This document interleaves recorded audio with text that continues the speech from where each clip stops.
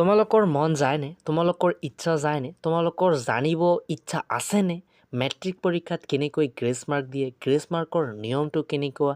Grace mark কোন পদ্ধতিত দিয়া হয়? কোন হিচাপত দিয়া হয়? কোনকেইটা ছাবজেক্টত গ্ৰেছ মাৰ্ক দিয়া হয়? অসমীয়াত গ্ৰেছ মাৰ্ক দিয়া হয়নে? ইলেক্ট্ৰিক ছাবজেক্টত গ্ৰেছ মাৰ্ক দিয়া হয়নে?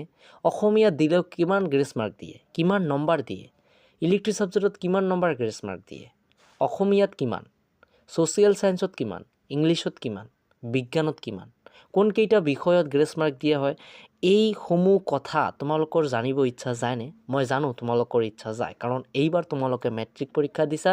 যদি তোমালোকৰ ইচ্ছা যায় তেন্তে মাত্ৰ এটা কমেণ্ট কৰা এই ভিডিঅ'টোত।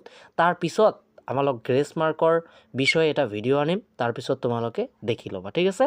গ্ৰেছ মাৰ্কৰ যদি ভিডিঅ' লাগে মাত্ৰ এটা কমেণ্ট কৰিবা, আৰু সমূহ কথা একেবাৰে ডিটেইলছত মই আলোচনা কৰিম। তোমালোকে মাত্ৰ এটা কমেণ্ট কৰা, ঠিক আছে?